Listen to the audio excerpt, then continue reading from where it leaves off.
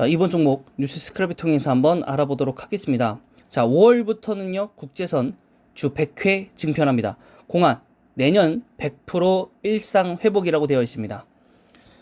자, 내년까지 국제선 운항 규모를 코로나 전인 2019년 수준으로 완전 회복시키겠다라는 정부의 방침이 나왔습니다.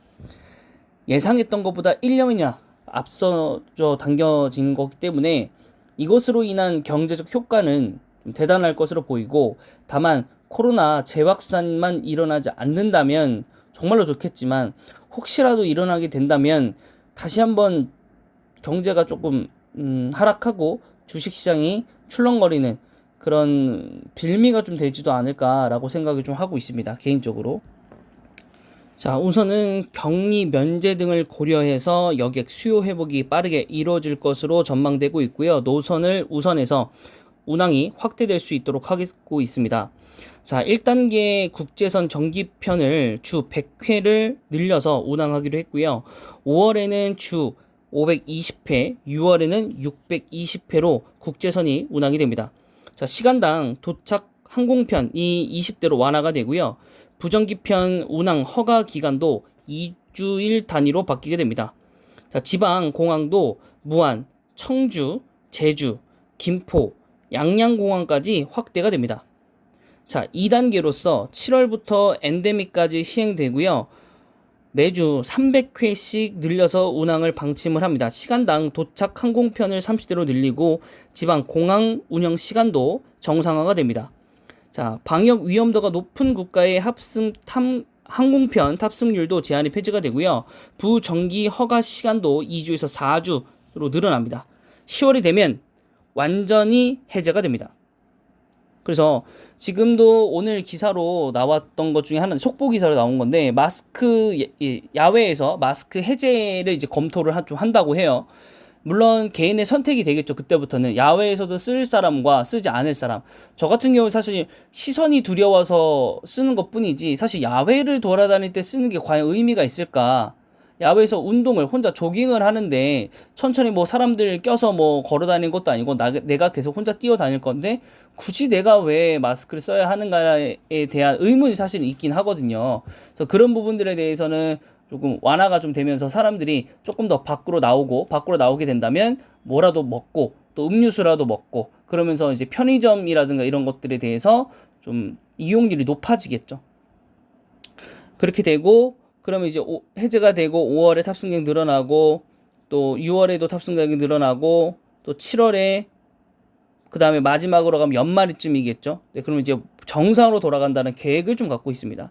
자, 전 세계적으로 국제선 수요는 정부 전망보다는 다소 늦어질 것으로 보이고 있습니다. 왜냐하면 오미크론 이제 변이 확산 여파로 2025년도에나 글로벌 국제선 여객 수요가 코로나 이후 수준을 회복할 것으로 보고 있고, 실제로 지금 미국의 권위자가 다시 한번 좀 돌아서면서 이거 재확산될 거다, 미국 큰일 났다, 이런 얘기도 나오고 있고, 또 중국에서도 뭐 새 변이 바이러스가 나왔다고 하고, 또 뭐 XR, X 뭐 또 엄청 많아졌어요, 갑자기. 또 그래서 무슨 아이폰 시리즈 본 것처럼 뭐 X를 붙여가지고 그 뒤에 뭐 XR, X 뭐 V 뭐 이런 식으로 하던데,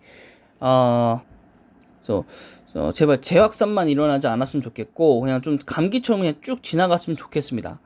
자, 한국을 포함해서 아시아 태평양 지역이나 중동, 라틴 아메리카 출입국 제한 완화 속도도 상대적으로 느리기 때문에 백신이 좀 많지 않아, 보급이 안 되기 때문에. 그래서 우리나라도 이제 백신이 많이 맞을 사람 맞고 더 이상 이제 맞는다라는 이런 여론이 나오지 않으면 지원을 해주든가, 아니면 해외에게 백신을 주고 우리가 미국과 했던 것처럼 다른 이제 산업적으로든가 혹은 제조업적으로 좀 보상을 받을 건 좀 받고, 이런 식으로 좀 스왑을 좀 진행을 했으면 좋겠다라는 생각이 있습니다.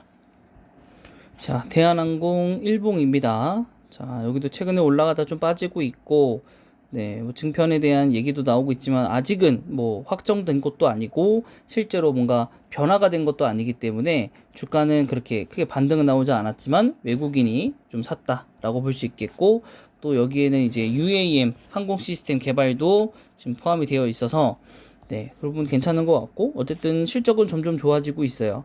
실적은 점점 좋아지고 있고, 결합 기업 결합 심사도 거의 마무리 단계에 지금 되고 있기 때문에 대한항공 괜찮은 것 같습니다.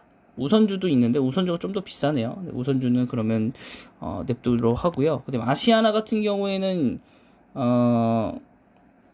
여러분들이 조금 고려를 하셔야 되는 거는 여기가 훨씬 그 기업적으로 타격을 받았던 것이기 때문에 재무적으로 뭐 개선은 되겠지만은 이게 얼마나 큰 정도로 개선이 될지 모르겠어서 뭐라 해야 될까요? 이 주가가 회복을 얼마큼 할지는 사실 좀 미지수라고 좀 볼 수 있겠습니다.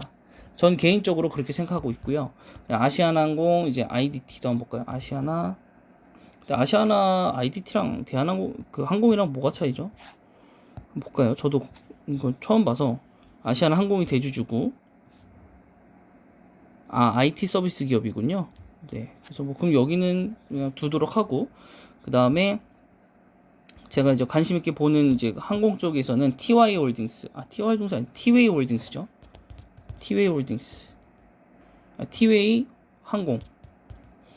티웨이 항공이 이제 기업 심사 결론이 다 나고 나면 이제 국토부에서 이제 노선도를 약간 재분배를 좀 해야 됩니다. 어쨌든 독과점이기 때문에 좀 일부 노선들을 이제 LCC 사업에 좀 넘겨라, 이제 이런 얘기를 좀 할 거고, 실제로 그런 적도 많았기 때문에 그런 부분에서 네, 그래서 재분배되게 되면 사실 뭐 운항만 할 수 있다면은 티웨이 항공에게는 기회이고 실적 향상 모멘텀이기 때문에 하락한 만큼 다시 조금 기대감 때문에 솔솔 좀 올라오는 것 같고, 혹시라도 추가적으로 좀 하락을 하게 된다면 매수를 해봐도 좋겠다고 좀 생각을 합니다. 하지만 좀 여전히 아직도 재무는 좋지 않고 확실하게 뭐라 할까요? 이 코로나에 대해 상황에 대해서 나아진 건 없기 때문에 쉽게 투자를 하면 수익이 날 거다라고 말씀을 못 드리겠습니다. 중간에 계속적으로 사업이 변하기 때문에. 이 면세 사업도 저도 투자를 해봤지만은 정말 생각한 거와 다르게 정말 계속 이게 코로나가 이렇게 터지면서 정말 아무것도 못하고 정말 그냥 약수익만 보고 나온 것도 정말 운이라고 보거든요. 정말 그 이후에 진짜 말도 안 되게 또 주가가 다 떨어졌기 때문에 그런 부분에 있어서는 좀 코로나 이제 뭐라 그럴까요? 피해주, 피해 업종은 사실 투자하실 때 어느 정도의 그 만회할 수 있는 실탄은 좀 가지신 다음에 투자를 하셔야 되지 않나 싶습니다.